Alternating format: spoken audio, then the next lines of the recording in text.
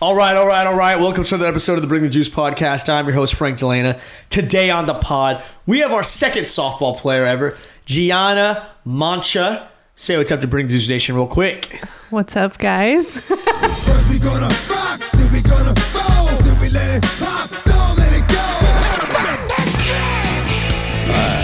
go. Gianna is back from her voyage of college athletics, now on Team Puerto Rico, the national team for Puerto Rico as a softball player. Mm-hmm. We had a few bickering in the crowd beforehand on the Bring the Juice set about how good the food is in Puerto Rico. Start with that. Let's give you a softball. Hey? Favorite dish in Puerto Rico? Well, you're going to be really mad because I haven't been to Puerto Rico yet. Oh. But everyone on the Puerto Rican national team says, like, when I do go, like, the food out there is amazing. You just got to be there type of thing. You have to be there probably. So talk to me about, let's just dive into the Puerto Rico thing. You finished, first of all, you're from Fresno originally. Went to Central, went to Boise, went to UCF, had a career there, what a transition that was. And now you were at the end of your college career and figured, I'm going to keep playing softball.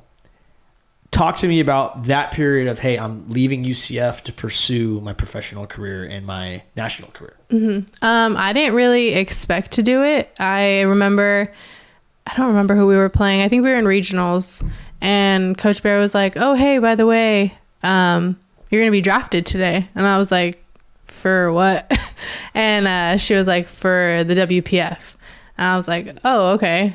So what does WPF stand for? Women's Professional Fast Pitch. Got it. It's a brand new league. There was only 2 teams in it. So it was our inaugural season, this past season. Now we added on 2 more teams. One's owned by Brandon Phillips now. He's on the Phillies, I think. No, Cincinnati. Okay. So we're getting big. But I didn't know that I was going to go pro at all. I didn't expect to keep going with my career. Right. But Coach Bear was able to, I guess, talk to whoever she needed to talk to, and people came out to watch me, and I didn't even know that they were there. Right. So I guess I just did good when it counted. Right.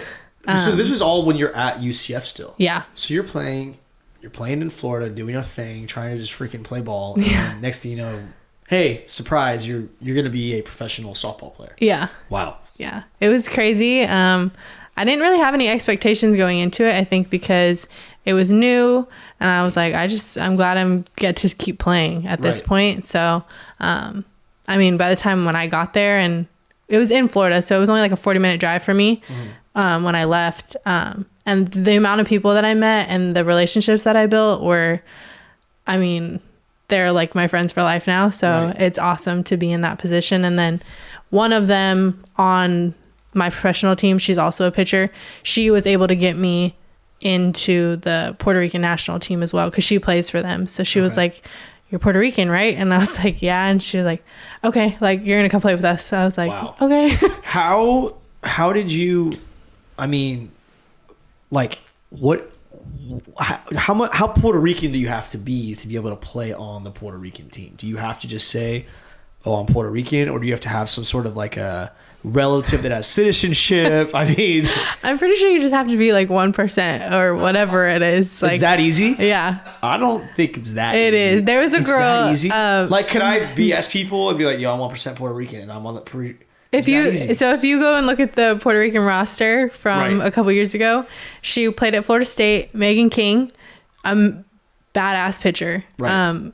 Did not look Puerto Rican one bit. Yeah. But who's going to tell her she's not? Apparently she was. She was with them the whole time. So, or I think you have to like buy some land there. I don't know how it works. Buy a couple acres. Yeah. Buy an acre. You're Puerto Rican. Wow. That's crazy. So, the reason I ask is for 2 years in my journey when I was in the bobsled world and going about racing people every day from different countries, there were people that I had people on both sides kind of the spectrum where I knew a guy, a Kwasi Frimpong, who he has been to the Olympics for 3 different countries. He represents Ghana now in skeleton. He was originally wanting to represent USA. He represented the Netherlands as well. Oh, wow. And he lives in Park City, full time, lives in America, but he has switched around his citizenship, I guess you would call it, to be able to participate in these events essentially. And I'm talking on like a national level. It's pretty much world championships and Olympics. And when originally I was agreeing to this when I came from playing football at Fresno State into this new international sports world where I didn't realize how easy it is. I thought you had to be like hardcore, born in America to be on Team USA, or vice versa. Hey, I was born in the United States. I can't go race for Ireland or something like that.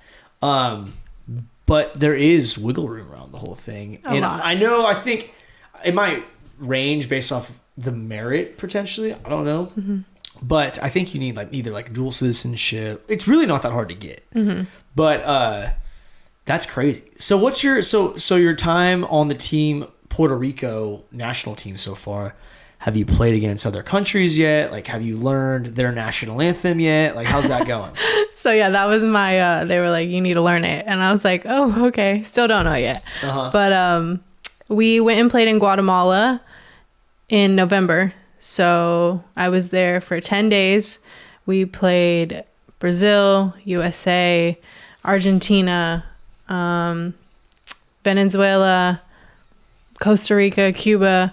It was crazy. I think that was the biggest eye opener for me at how different international was. How so? I got humbled a little bit, I would say. Really? Absolutely. They're good. Oh, they are countries. Yes, and they practice with their men's teams. Oh. So it was, I remember Cuba went up, I think 7-0 in the first inning on us.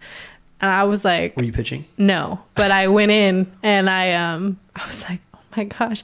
Like, I've never been like afraid of like, I don't know, a ball coming off a bat. To hit you in the face or But the something? way that it was coming off the bat was like insane. Something's in that Cuban water. Something was in the bat. So, I don't know, but it's a different breed, definitely. So my friend Taryn, she was like, it's completely different. She was like, we all went through it. Like, our first like time out with Puerto Rico, it's like you're kind of like, what the heck? Like, right, sink or swim type of thing. Yeah. So it's more about, so it's like you don't hit your spots anymore. You just try to like miss their entire bat completely because yeah. So There's it's a legit mindset shift on how you got to play the game. Oh, absolutely. Wow. Completely different. So what's on the projection moving forward with Team Puerto Rico? Are you trying to go to the 2024 Olympics? Is that one of the goals? Yeah. So we have, we're going to another tournament in July. It'll be in Spain. I don't remember who's in our bracket, but I know Cuba is for sure. And I think Spain also is in our bracket. There's a couple other teams, but like Team USA will be in Ireland, I think. And then another bracket I think is in Brazil, I want to say. Wow. And then next year, well, actually in 24 is when the World Championships will be. Right. So we'll have to like wait it out. That's the thing is the hardest part is you don't get to see like your team for like ever, and then you all just come together for the tournament and it's like, okay, make it work. Have some chemistry. Yeah. Happen. Do you, I mean, if you don't mind me asking, I'm interested on the international sports side of things. Let's start with Puerto Rico itself. Do you get funded for any of this? Is it all self-funded? Do they just cover your travel? How's that work? They cover all of our like expenses to get there and to get back. And we do get paid a little bit of money like when we're there and stuff for like a per diem. Yeah. Stipend. But other than that, you're not bringing in the big bucks off. No. But that's not really, I mean, national ball or international ball, I guess you'd call it, isn't necessarily for that purpose. You don't get paid to train to go to the Olympics. You got to have sponsors. You got to have people supporting you. A lot of these guys, people don't even understand. They have a job on the side. They have to provide for their family. I mean, we live in, well, you don't. I live in California. Shit ain't cheap out here. Yeah. You know, that's crazy though. I mean, that's cool. And Was it one of your goals not to just to continue playing, but like, hey, is it a goal now? I want to be an Olympian. It is a goal now that I'm in that position for it to happen. Yeah. But before it was never, I mean, Team USA was put together with some of legends. I mean, the most amazing players that you could think of. And my former teammate now is on Team USA and she still plays at UCF. But I mean, I had to throw against her and she hit a home run off me and I'm like, yeah, okay. I guess that's why I'm not on Team USA. But they're a hard team to beat. But to be able to do it with Puerto Rico, I think would be really cool too. Did you earhole her the next at bat? I didn't get to redeem myself. But she's badass. I mean, she was my catcher the rest of the time that I was at USF. So tell me about, and I want to get into the comparison a little bit between men's and women's sports, just on the brink of it. But your new softball league that you're in, is that something that's, I know we're at the age where you don't just play for fun. Bodies are beat up, arms are sore. You got life to live. You got to get ahead of yourself and start bringing in some money. Is it a thing where do they give you enough to live off of on the softball side? No. Talk to me about it, because I had a few baseball players on that talked about like AAA, single A, double A farm system, and it's tough. Yeah, it is. It is tough. And nothing against the league. I think what they're trying to do is just grow the game of softball for it to be that. But having to, I guess, go like, supposedly I'm a professional athlete, but I've never heard of a professional athlete going to have to like get a job when they're not playing, Right. They just train and get ready for the next season. Right. So it is kind of hard in that aspect, but what we're doing it for, at least for right now, is to grow the game for it to get there. Right. But it does suck that we don't get even, close to that amount of like, we could try and live off of it a little bit. Right. But yeah, it's a big thing. And I think with at least our league, because there is another league called Athletes Unlimited. You guys get paid hourly then? No, we get paid for the time that we're there, which is July or June to August. Oh, so that's a pretty quick season still. Mm-hmm. What is it, like 30 games, something like that? Mm-hmm. Yeah, just about. Yeah, so there is another league though, Athletes Unlimited. Okay, I've heard of that one. Yeah, that one is they can bring in a lot more money than us right now because they like have ESPN deals and things like that. So, and there is only like I think they only have 60 girls that can be. It's like a limited thing, right? Yeah, so ours is different where it's like you have an entire team that you're with that entire 3 months. Theirs is like you're switched to different teams each week. Right. So they get to bring in a little bit more money than our league does right now. But with a couple teams that we just added, I'm hoping that we get more of that fan base and those ticket sales that like what we're striving to get. Right. So I wonder, are you familiar with the Savannah Bananas? Yes. Okay, so I talked to Jake Gatewood about this a couple episodes ago, and just kind of how it's essentially like a Harlem Globetrotters for baseball, right? You see him on like TikTok, you see him on social media. Yeah. They're funny. They do look funny. They come to Fresno at the end of July. I think it's going to sell out here. Fresno would eat that up, right? But I almost wonder, like, would that help grow the sport of softball if they started their girl version of Savannah Bananas type thing? Because softball, I don't know if people watched the World Series this last year. Shit's entertaining. Mm-hmm. People play hard. My aunt played at Cal Poly. I used to go watch her play. It's once you're there and you're in it or you're watching it, it's good. Oh yeah. And I'm gonna throw a shot right now at women's basketball, even though I shouldn't, because I don't want to get canceled. But women's basketball is not as entertaining as men's basketball. It's a simple fact. Mm-hmm. I think softball competes with baseball. Mm-hmm. My 2 cents. I think even women's soccer can compete with men's soccer, although that last game of the World Cup was absolutely insane this year. Mm-hmm. Like, there are some apples to apples, and I think if you had to make it apples to apples, baseball and softball are the most corresponding. Well, I mean, what's your take on that? No, I think, I've seen a couple women's basketball games compared to like men. It is very different. I think softball, It's still different. you get more of like Jocelyn Allo, for example. Do you know who she is? No idea. So she played in the World Series. She's the home run queen. Oh, the chick from Oklahoma. Yes. I know her. So I played with her. She was on my pro team. Okay.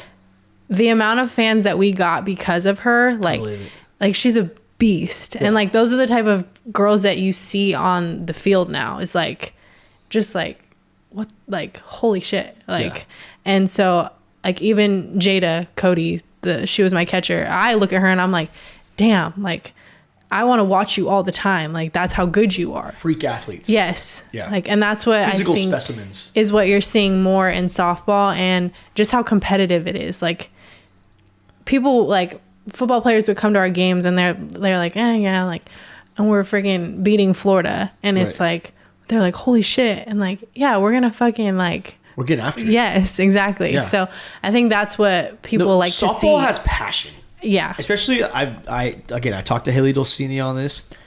You guys get pissed off. You're screaming, yelling. You strike someone out. Yeah! Sit your ass down! Exactly. And it's like, shit. Then shit gets a homer off field. She throws, yeah! You're just like, damn, man. It's a different, like...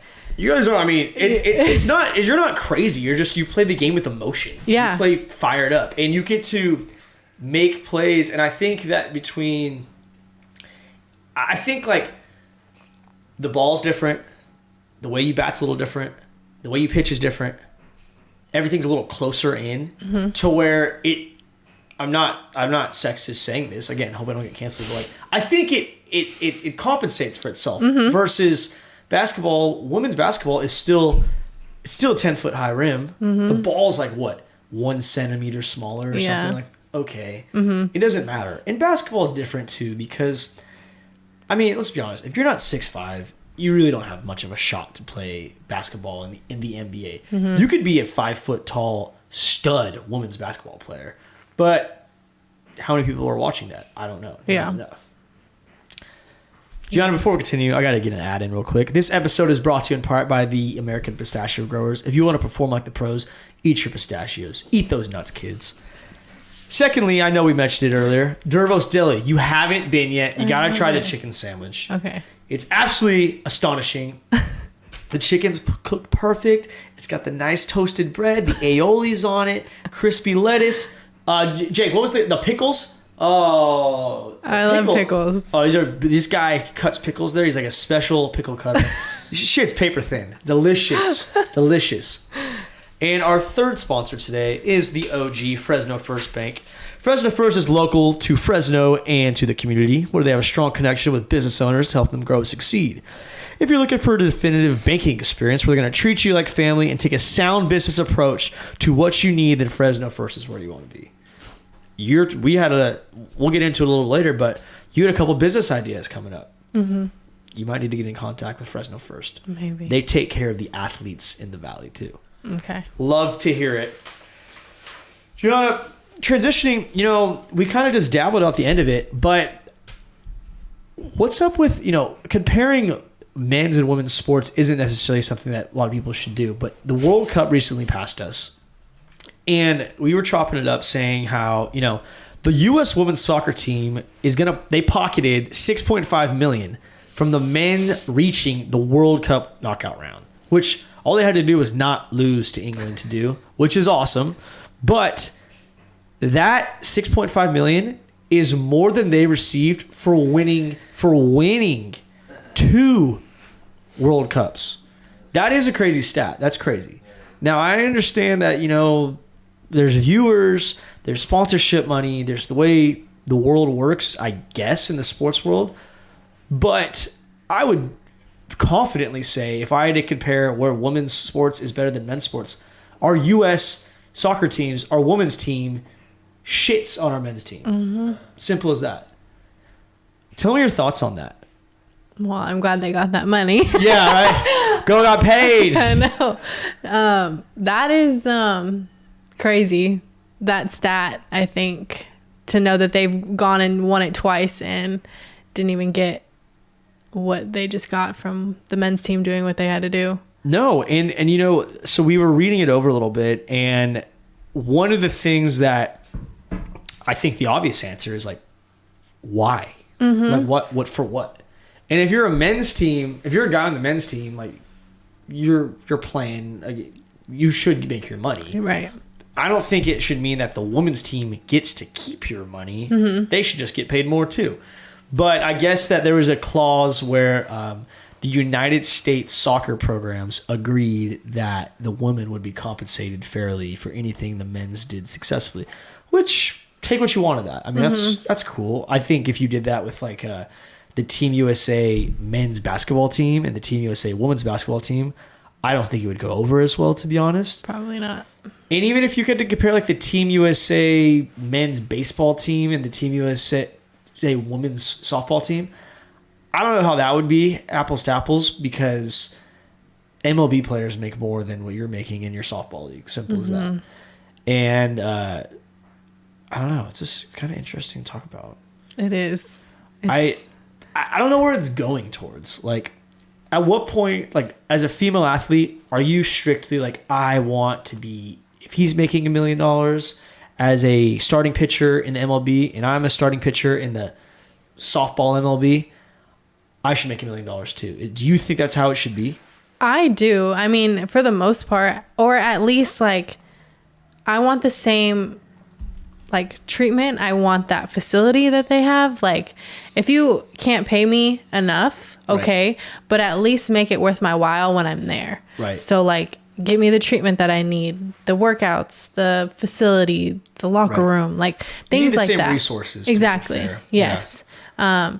So I think that's where I'm kind of like, I think the only way that we could get like a big fan base is like if they build us something close to like where an MLB team is. Like, right. I mean, the fans are going to go there anyway. We're right down the street. Why wouldn't they come? You know?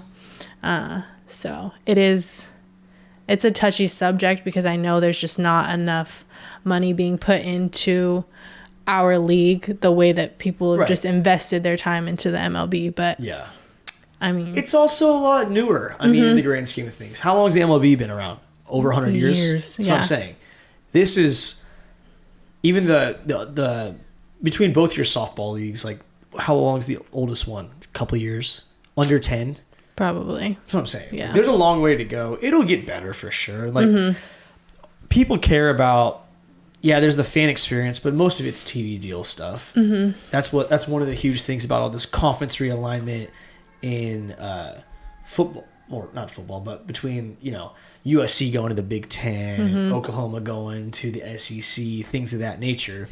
It's all about money. Oh, absolutely. Like, obviously, being from Fresno, being a Fresno State guy, having family that's involved with Fresno State, one of the big questions right now is, hey, is Fresno State going to go to a new conference? And although we are top of the Mountain West, it's not necessarily only about that. I'm sure you've been to a Fresno State football game in your life. You know how Valley Children's Stadium now is. It could be renovated. It could be better.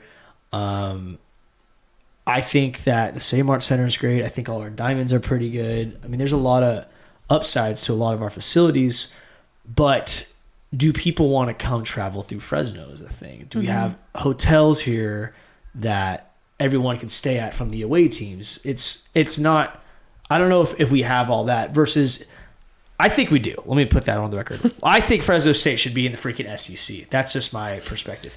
But what I'm getting at is you take a school like UNLV, okay? They suck at, they're not top tier at everything. I shouldn't say they suck because they've beat me before. But they're in Las Vegas. Their home football field, it's where the Raiders play. The brand new stinking stadium. That is a freaking upside when it comes down to, hey, who's going to go to these games? who are people more likely to become fans of. And if you're going to go to a higher conference, you're automatically going to start recruiting better kids. That's just part of the deal. So, it's about chasing dollar signs, not only just about wins. You went to Boise State for a period of time. Mm-hmm. As much as I dislike Boise State with all my heart, passion, every ounce of my body, you got to respect them. Mm-hmm. They're a winning program. They are a winning program. And they should very well be moving wherever Fresno State's moving. They should be in a tandem. Mm-hmm. San Diego, take them for an example. San Diego State, great school. Mm-hmm. Beautiful. It's San Diego, one of the best places in the world. Guess what? Their football team just built a brand new stadium. They can't sell it out. Yeah. Nobody wants to go. Why? Because there's better shit to do in San Diego than go watch the Aztecs play on a Saturday afternoon. Yeah. Simple as that. So talk to me a little bit, Gianna, just about your entire, background of why you play the game. Everyone in any sport, whether you're freaking a world champ boxer, a World Series winner, Super Bowl champ, professional softball player trying to go to the Olympics, everyone has their why as to those mornings when they didn't want to get their ass out of bed. They do for a certain reason. Mm-hmm. Everyone wants to snooze the alarm. Everyone wants to say, I'm chilling. I'm quit. I'm done. I'm done, Mom. It's over. Yeah. And there's this little angel on your shoulder that gets your ass to get out of bed. Mm-hmm. What's your why? I think it's changed within the past couple of months, honestly.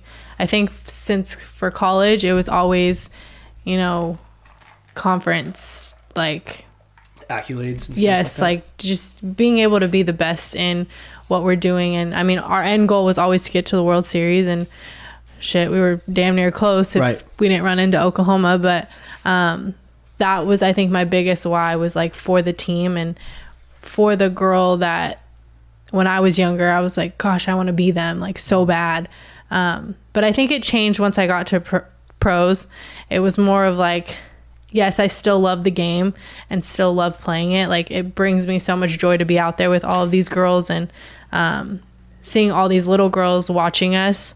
But when you get to pro, I think it's a little bit different. It's more like now it's a job, right? In a sense, it feels like a job. Yeah. So I think trying to make it not feel like that is my biggest thing. But I guess overall, why would just be when I was little, that's all I wanted to do was like I would watch the World Series and like all the games that they were playing, and I was just like, gosh, I just want to be there, like so bad. Like totally, I completely relate to that. I mean. Mm-hmm. I don't know how much you watch college football, but I was in the era where, in my time of playing football, Johnny Manziel from Texas A&M, good old Johnny Football, was dicing up Alabama. Mm-hmm. I mean, you got this freaking swaggy small white boy out there just hooping, and I'm just like, this is the most electric thing on planet Earth. And then I'd go to Fresno State games and watch Derek Carr run down the ramp throwing bombs to Devontae, and this place is going absolutely berserk. And I'm just like, dude, I have to do that. Yeah. And that's all I ever wanted to do. And, my brothers are like me too. That's all they want to do also. So it works out. But I get what you mean. And it's funny how you go from wanting to be there to now there's people that there's 8-year-old girls that look up to you in that type of situation. Mm-hmm. And it's one of the beautiful things about kind of the valley itself too, where, there's always someone watching. And you're influencing people that you have no idea you're influencing. What advice would you have for the younger generation right now trying to get into the college, obviously they're going to play their travel team or something mm-hmm. like that. They're going to ball out in high school. What's the one thing that you wish you knew going into play college softball at the Division I level? Oh, I guess the one thing that I wish I knew going in was that it's going to be like the hardest 4 or 5 years of your life. Right. And you have to love it so much to the point where you're not going to like give up on it. It's not an option. No. Yeah. And I think that's where some people like they go to school, like big schools, and then like within the first semester, they're like, this is so hard. Yeah. And it's like, yeah. Yeah, like, it is hard.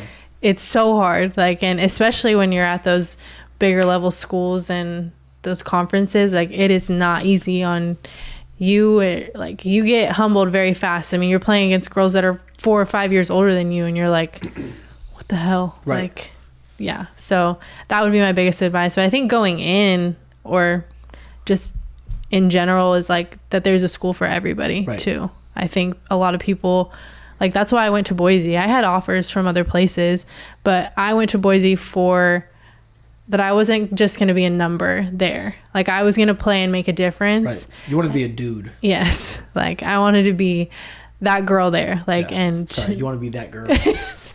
yeah. But just make a difference with the team and the sport in general. Mm-hmm. And so, and then having the opportunity to go to UCF and be in that conference and do what we did there, that was awesome too. So, well, I mean, I like how you said it. You get humbled real quick. Everyone, I've said it on the show, everyone in high school was all league. They were the MVP of their team. They were the dude. They were hot shit, mm-hmm. right? And then you get dropped into this pool of people who were exactly what you were at their school in their area, right? Mm-hmm. And you get there and you know nothing about it. And also you're, what, 18? Mm-hmm. There's some, I guarantee you had a few pissed off girls that were 22 at some point, and Absolutely. You're coming to take their job. You're the fresh blood. You're just recruited. Oh, let's see what this guy could do. Well, meanwhile, you got and you've been on both ends, I'm sure, where you're all freaking half crippled at this point. Bodies beat to crap. You're stretching 45 minutes just to get ready for the warm up, mm-hmm. and you're busting your ass to produce for this team. And it's like, dude, like, I'm not the new shiny toy on the block anymore. Mm-mm. And mentally, that's where it takes some maturing how to be a pro, to learn, hey, listen, shit didn't go my way today. I need to be a professional about it. Versus 18-year-old you, damn, I didn't have a good day. You know, you're beating yourself up, or you're thinking, who gives a shit?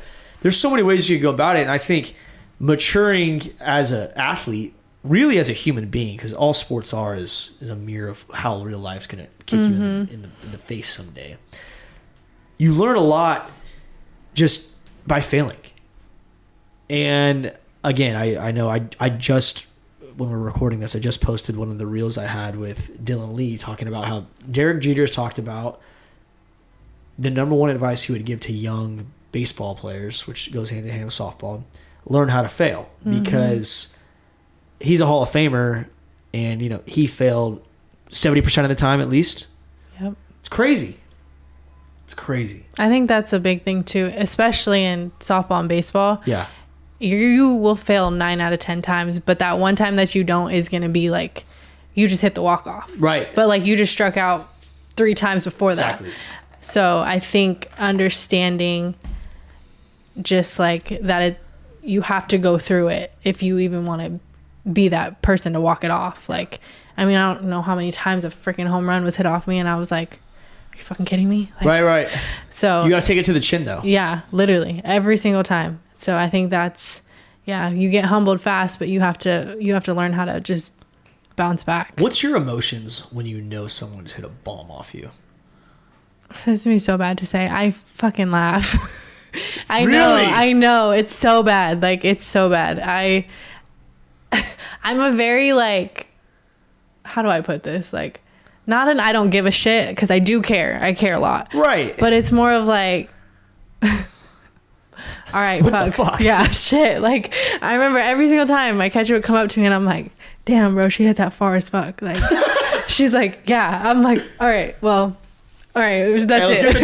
Let's get the next one, right? Yeah, it's like, that's, I don't know why I'm like that, but I think that's the way that I can be like, I'm not going to sit there and be like, oh God, like, what do I do now? Like, well, I mean, I could see the contrary of that. Like, I've had times where it'll be football. One of my old roommates used to play outside linebacker, and I played slot receiver. So we, in practice, because, you practice against each other more than you actually play against other people, which people don't understand that.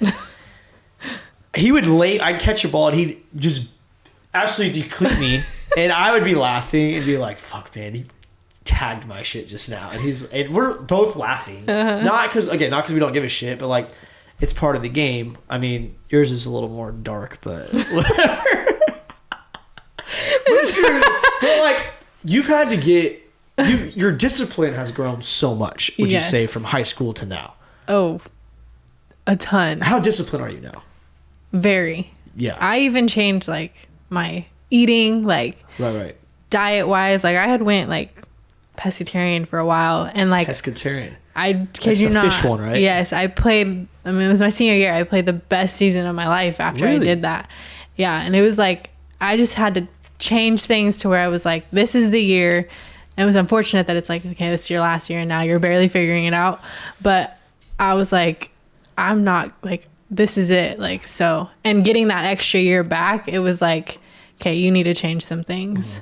So, understanding that. And our coach was very big on, like, discipline was one of our core values. So, we would get a lot of books and assignments to do on that. And so once you like start learning it, you start doing it. So, What are some of the books? Champion's Mind.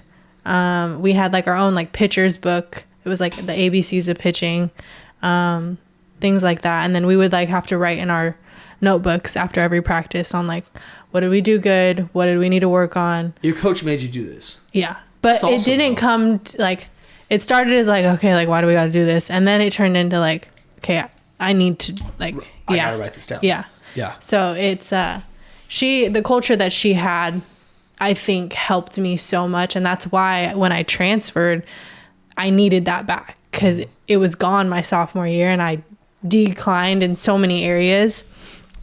So having her culture back, it was like a switch just turned for me to figure it out again. One thing you kind of mentioned was, that culture shift. I think, and you also said how your 18-year-old self, you wish you knew how humbled you have to get and how hard it is.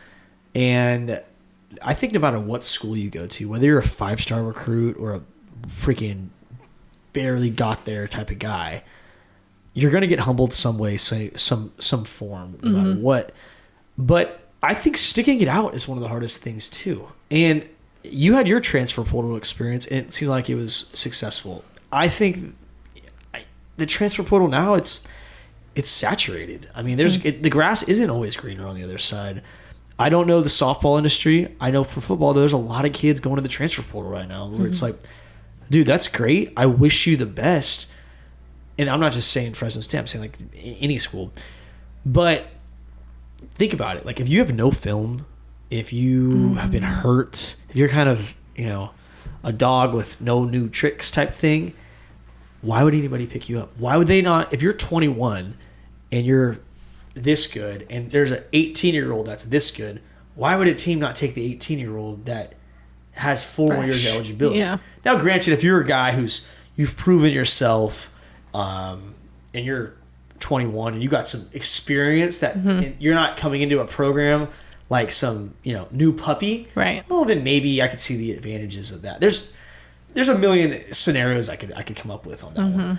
I think the biggest thing is like, you gotta understand like there is growing pains with all this. And I always thought about like how many people were there my freshman year that were on also there my senior night. I think I came in with like 32 dudes for football. I think there was like 3, 4. And I was probably the most under-recruited guy out of my whole senior class, realistically. Like, I stuck it out. Guys, they played 3 years, and they're like, I did the college football thing, it's done. Or guys play, and then they want to transfer, so they go to a JC. They don't really play at the JC. Yeah, I'm taking a year off. Yeah. Okay. You know how it is? I mean, it's tough. And as an athlete, what's the number one thing you don't want to do? Stop playing sports. Right. Football's hard because there is no church league freaking tackle football. I might start playing softball. I might play freaking hit some Slow dingers. pitch is big. Slow pitch is People huge. are insane. I know a guy who tore his ACL like a couple weeks ago from slow pitch. Oh yeah. Not worth it to me. But our sponsor is huge on slow pitch. Really? Huge. And I'm like, it's really this big? Yeah. Like, okay. Well. What did what would you say then is the number one thing going for the sport of softball, how it could change? What's your last like, hey, this is what we need and we will go to the moon with it type thing? Like college-wise, or I don't know, just a sport in general. I had Haley Dulcini on here. We talked about it, and she thinks that the World Series this year had so many TV viewers. People have such a good time to where it's helping the sport grow itself. Mm-hmm. And I agree with her, but like, is the youth softball programs, are they good enough? Could they be better? Does it just depend on where you live and how your city is on their team? Is there enough opportunities? Do they need to, everybody wants to be a professional athlete because we see him on TV, we see him on Instagram, we see him in all these platforms, and it's just badass to be a pro. Is it, quote unquote, just badass to be a pro enough to pursue softball long term? I mean, the way that our world is now, I would think that if I was younger, if I was high school me right now and I saw the professional league now, I'd be like, okay, yeah, I want to go play. Right. It was hard for me being younger. They had the NPF and that got shut down so fast. And right. it was like, there is nothing after college for softball. So when you see it now, it's like, oh shit, like, okay, there's a lot. And like, there's opportunities. Yes. And so seeing even Athletes Unlimited, I was like, damn, that's cool. Like they don't do it like how it would work in like an actual league, but it is cool. Like they're still playing. There's tons of badass girls that people watch every single day from college. So I don't know if there's like a one thing that is like, this is what has to happen for it. But I don't know. I just want to see like, because people go off of college. Like absolutely. You take like, so Jocelyn Allo, for example, like people are coming to the pros to watch her because they just saw her go off in college. So they want to see her now. So I think making like, don't just go to a school for their name, like go to a school, like, so you have a name too. Like those people are going to come and watch you. Then they're going to watch the team. And so once you leave college and you're in the pros, like they're going to also come watch you. So it's more of like building your name too. That way people follow. Do you think that the way NIL is now, you could utilize that even more? Absolutely. How did she's the only thing I know about her, she is a tank that hits tanks, correct? Yeah. Yeah. So how does she, I mean, how could she have utilized NIL? Put that. She was the biggest superstar in softball. Mm-hmm. She was the Barry Bonds of softball. How could she have utilized NIL? And she was at Oklahoma where there's money. Mm-hmm.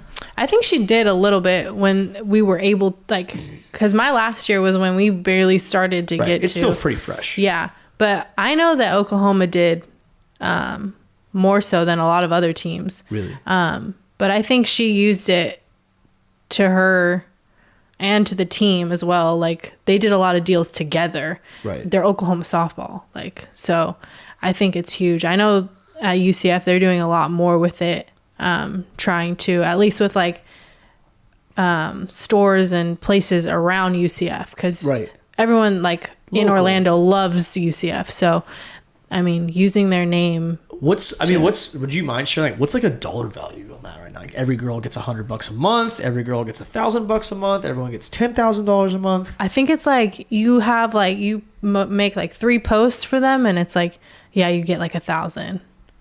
Or like, I know my friend just did one, like she gets 1,000 for just posting a video of trying out some chips or something. Really? So, yeah. I mean, that might be something I got to do for Bring the Juice. I don't know what I could do, but like maybe if you make a reel saying to buy our hats, what would you value that?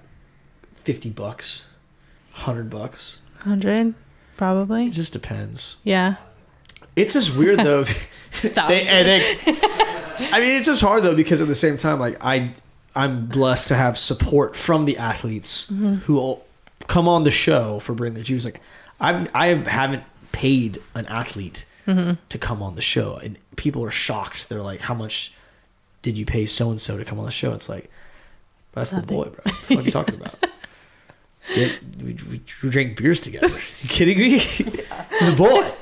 Nah, I mean it's fun to see what the future is. And Gianna, we wish you well. I'm about to wrap it up. Do you have anything else you'd like to say to Bring the Juice before we roll? This is awesome. It's awesome. It is. Awesome. I don't want to bring up the power move that you're talking about with Jalen Johnson. I'll just leave it at that. But I think there's some big things coming to Fresno in having people like yourself being able to represent the sport of softball here is critical. And I hope that you continue to come back to the Valley and build the sport in your hometown like you're trying to do for the world. So commend you for that. I'm going to wrap up the app. Another great episode. Be sure to follow Gianna on all her social medias. Be sure we'll tag you in a bunch of shit. It'll be great. Buy the hats, buy the hoodies, buy the headbands. Subscribe to our YouTube page. It's absolutely crispy. I hope we have our next level of followers at that point. I don't know what we're at right now, but yeah, I know that's so weak. We should have been on this faster. But 300 by the end of the year is the plan. This will be there. Long story short. Get your piss hot. Fire me up. If you haven't signed up for the golf tournament yet, check it out. Might be sold out by the time this drops. We'll see. And bring the juice, baby.